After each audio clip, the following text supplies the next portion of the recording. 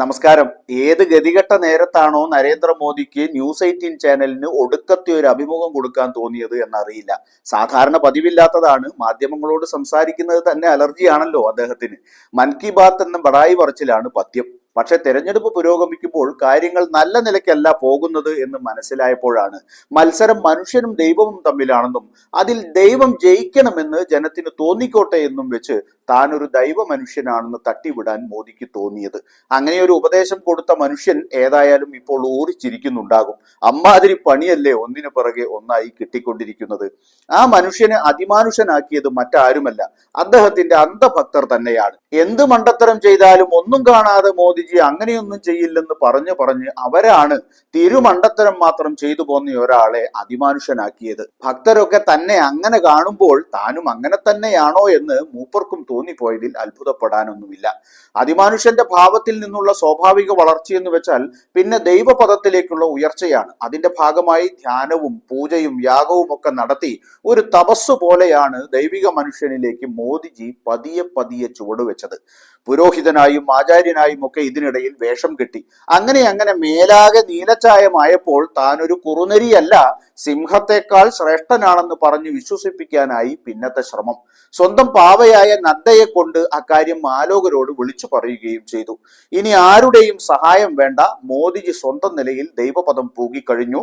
തന്നെ താനാക്കിയ RSSന് ഇനി നാഗ്പൂരിൽ പേൻ നോക്കിയിരിക്കാം എന്നുപോലും നദ്ദാജിയെ കൊണ്ട് പറയിപ്പിച്ചു. ഇത് കേട്ടയുടനെ എങ്കിലൊന്ന് നോക്കാമെന്നായി നാഗപ്പൂരിലെ സിംഹം.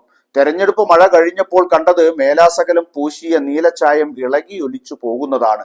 വെറും കുറുനരിയുടെ രൂപത്തിലേക്ക് മോദിജി തിരിച്ചു വരുന്നതാണ് ജനം കണ്ടത്. അതോടെ പേൻ നോക്കിയിരിക്കാൻ നിർദ്ദേശിക്കപ്പെട്ട സിംഹം പതുക്കെ സടകുടഞ്ഞെഴുന്നേൽക്കാൻ തുടങ്ങി. കുറുനരിക്ക് അഹങ്കാരമാണ് എന്നും ഭരണാധികാരിയായാൽ അഹങ്കാരം പാടില്ലെന്നുമായിരുന്നു സിംഹത്തിന്റെ ആദ്യ ഗർജനം. അഹങ്കാരിയായ ഭരണാധികാരിയെ സാക്ഷാൽ ദൈവമായ ശ്രീരാമചന്ദ്രൻ മൂലക്കിരുത്തിയെന്നും മറ്റും കൊട്ടാരം കാവൽക്കാരും ഓരിയിട്ടു.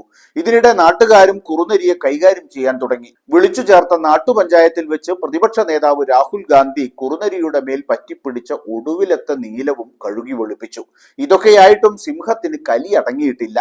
സംഘപരിവാറിന്റെ തലതൊട്ടപ്പനായ മോഹൻ ഭാഗവത്ജി പൊന്നിൻ സൂചിയാണെന്നാലും കണ്ണിൽ കൊണ്ടാൽ മുറിഞ്ഞു പോകുമെന്ന പാട്ടും പാടി പുരയ്ക്ക് മീതെ ചാഞ്ഞ മരത്തെ വെട്ടാൻ തന്നെ തീരുമാനിച്ചിരിക്കുകയാണ്. വീണ്ടും ഒരു ഗർജനം പോലെ ചില കാര്യങ്ങൾ ആശാൻ കഴിഞ്ഞ ദിവസം പുറത്തു പറഞ്ഞു. അതിന് ഗർജനത്തിന്റെ സ്വഭാവമല്ല, ദാർശനിക ഭാവമാണ് എന്നൊക്കെ പറഞ്ഞ് രാഹുൽ ഈശ്വറിനെ പോലുള്ള ഞാഞ്ഞൂലുകളൊക്കെ മയപ്പെടുത്താൻ നോക്കിയെങ്കിലും ഗർജനം ഏതാണ് സീൽക്കാരം ഏതാണ് എന്നൊക്കെ നേരത്തിന് അന്നം തിന്നുന്നവർക്ക് മനസ്സിലാകുമല്ലോ. ഏതാണ്ട് ഇപ്രകാരമായിരുന്നു മോഹൻ ഭാഗവത്ജിയുടെ ഗിരിപ്രഭാഷണം. മനുഷ്യരുണ്ട്, പക്ഷേ അവർക്ക് മനുഷ്യത്വമില്ല. അവർ ആദ്യം അത് വളർത്തിയെടുക്കണം. ഏതാണ് ആ മനുഷ്യൻ എന്ന് ചോദിക്കരുത്, കഥയിൽ ചോദ്യമില്ല. ഭാഗവത്ജിയുടെ ഉദ്ബോധനങ്ങൾ ഇപ്രകാരം തുടരുകയാണ്.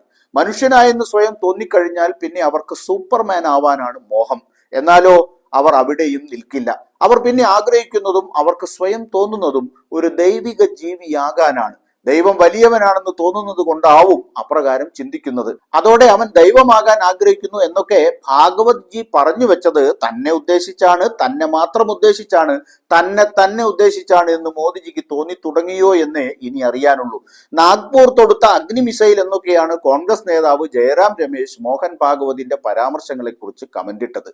സ്വയം അഭിഷേകം ചെയ്ത നോൺ ബയോളജിക്കൽ പ്രധാനമന്ത്രിക്ക് ജാർഖണ്ഡിൽ നിന്ന് നാഗ്പൂർ സിംഹം തൊടുത്തുവിട്ട ഏറ്റവും പുതിയ അഗ്നി മിസൈലിന്റെ പ്രഹരം ലഭിച്ചിട്ടുണ്ടെന്ന് എനിക്ക് ഉറപ്പുണ്ട് എന്നാണ് ജയറാം രമേശ് മെഗാഫോൺ വെച്ച് നാട്ടുകാരെ അറിയിച്ചത്. നീലച്ചായം ഒലിച്ചുപോയി സ്വയം വെളുത്തുപോയ കുറുനരിയുടെ അവസ്ഥയിലാണിപ്പോൾ മോദിജി. സ്വന്തം കൂട്ടക്കാർ പോലും തള്ളിപ്പറയുന്ന അവസ്ഥയിലായി. ഇനി എന്നാണ് മൊട്ടയടിച്ച് ചുട്ടികുത്തി പടിയടച്ച് പിണ്ടം വെച്ച് കഴുതപ്പുറത്തിരുത്തി നാട് കടത്തുകയെന്നേ അറിയാനുള്ളൂ.